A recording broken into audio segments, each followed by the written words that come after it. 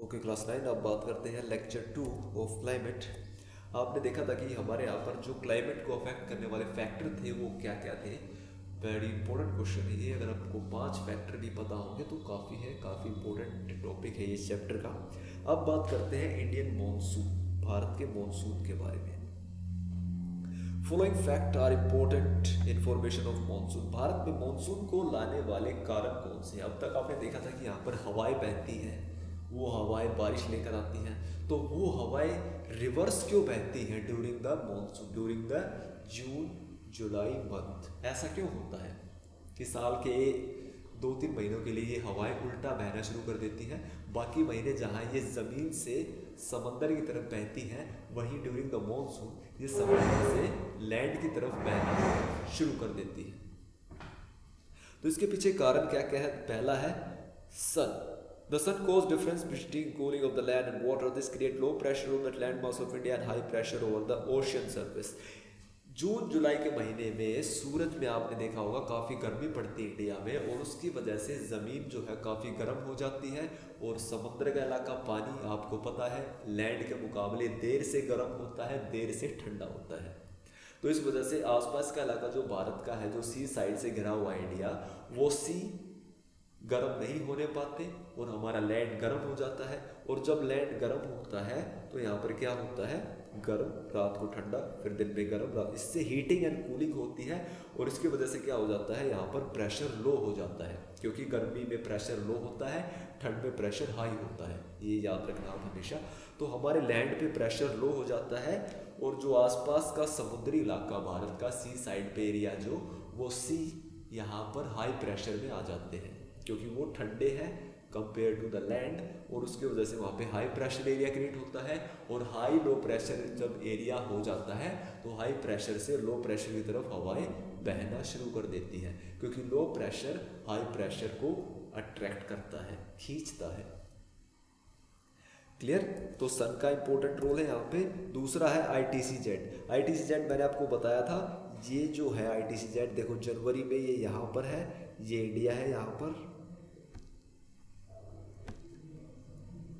ये यहाँ पर इंडिया। तो जनवरी में ITCZ यहाँ पर होता है, और जुलाई में ITCZ भारत के ऊपर आ जाता है, तो ये भी बारिश लेकर आता है। अब आप जनवरी में आप देखोगे तो जनवरी में आपको यहाँ पे बारिश होती हुई दिखाई देगी। ये जो इलाका है अफ्रीका का है, ये मेडागास्कर है, ये यहाँ पर ऑस्ट्रेलिया के आसपास का इलाका। तो ऑस्ट्रेलिया में काफ़ी भयंकर गर्मी पड़ रही है अब, ठीक है। और ये जो इधर जो आइलैंड्स कंट्रीज़ हैं, तो यहाँ पे अभी बारिश आपको दिखाई देगी, और ड्यूरिंग द जुलाई ये भारत के ऊपर आ जाएगा और यहाँ पे बारिश शुरू कर देगा। इसे कहते हैं मॉनसून ट्रू। ओके। तीसरा कारण है high pressure area east of Madagascar is approximately 20 degree south over the Indian ocean. This area affect the Indian monsoon. इसके बाद आता है नंबर मेडागास्कर का। तो मेडागास्कर ये इलाका है, तो यहाँ पर ईस्ट में क्या होता है? इसके हाई प्रेशर एरिया क्रिएट होता है। यहाँ पर गर्मी, मैंने अभी आपको बताया था कि यहाँ से ITCZ जाता है, तो यहाँ पे अभी बारिश और हाई टेम्परेचर आपको दिखाई देगा। तो यहाँ से क्या होता है? ड्यूरिंग द समर ये उल्टा हो जाता है। यहाँ पर अभी यहाँ पर बारिश हो रही है, और गर्मियों में यहाँ पर क्या हो जाएगा? ठंडा हो जाएगा। ITCZ यहाँ पे आ जाएगा, तो यहाँ पर हाई प्रेशर एरिया हो जाएगा। तो यहाँ से भी हवाएं आएंगी, यहाँ से तो आएंगी ही, यहाँ से भी हवाएं खिंच कर आएंगी। तो दो जगह से हवाएं आ रही है, यहाँ से भी और मेडागास्कर के पास से भी। तीसरा हो गया। इसके बाद चौथा कारण है Tibetan प्लेटू। Tibetan plateau gets intensely heated during summer. This results in strong vertical air current and formation of the high pressure area over the plateau. This high pressure area zone is about 9 kilometre above the sea level. इसके बाद आता है Tibetan प्लेटू। तो ये है Tibetan प्लेटू। प्लेटू माने आपको पता है बाकी लैंड से ऊपर उठा हुआ हिस्सा। तो ये अगर ऊपर उठा हुआ है तो ये सन की लाइट ज़्यादा लेगा, और सन की लाइट यहाँ पे ज़्यादा आएगी, तो ये ज़्यादा जल्दी गर्म और ठंडा होगा। और ठंडा गर्म होने से यहाँ पे भी क्या हो जाएगा? लो प्रेशर होगा, और ये क्रिएट करेगा यहाँ से vertical.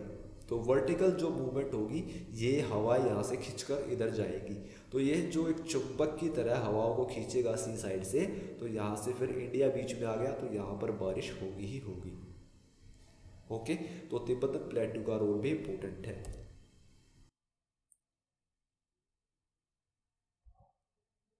The westerly jet stream moved to the north of Himalaya. The tropical easterly jet stream moved over the Indian peninsula during summer. तो यहाँ पर क्या होता है, जेट स्ट्रीम जो मैंने बताया था वो हिमालय के नॉर्थ में बहती है और tropical easterly jet stream Bharat के ऊपर बहती है, इंडियन पेनिनसुला के ऊपर बहती है।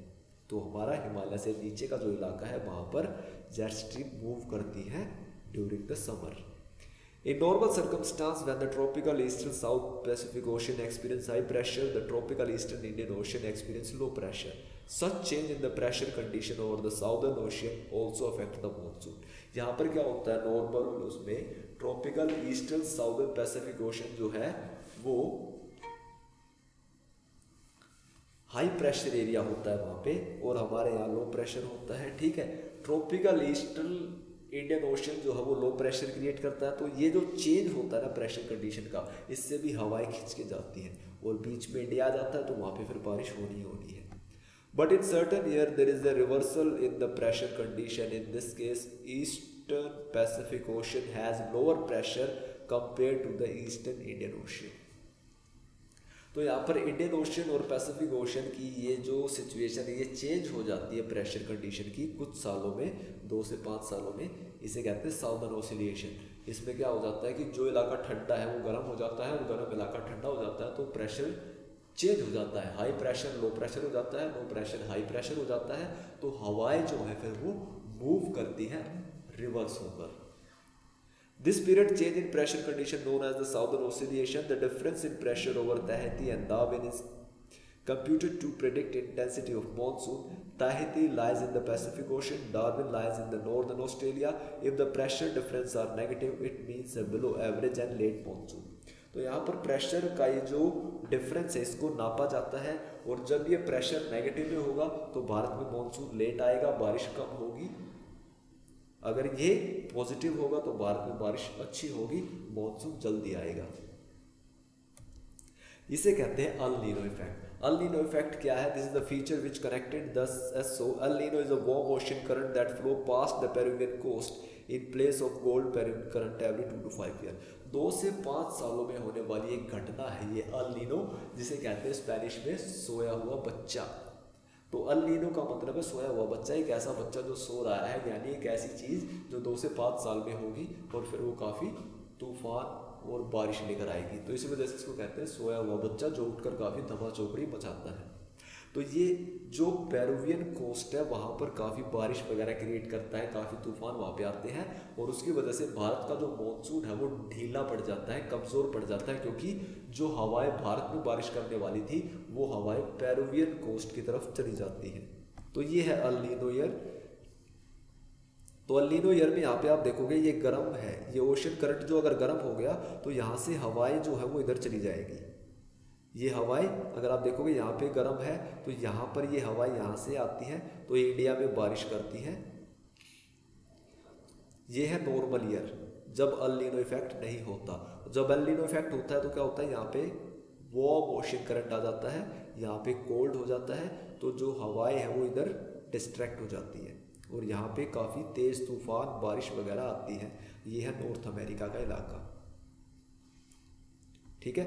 और ड्यूरिंग द नॉर्मल ईयर ये है ऑस्ट्रेलिया, ये है इंडिया, यहाँ पर वो करंट रहते हैं, यहाँ पे कोल्ड करंट रहता है, तो यहाँ से हवाएं इधर डिफ्लेक्ट होती है और फिर इधर आती हैं तो क्या होता है, फिर ये बारिश करती है इंडिया में भी।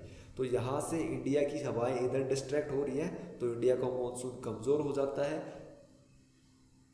यहाँ पर नहीं होता तो इंडिया का मॉनसून अच्छा हो जाता है। तो ये घटना ऐसी है जो 2 से 5 साल में कभी भी हो सकती है।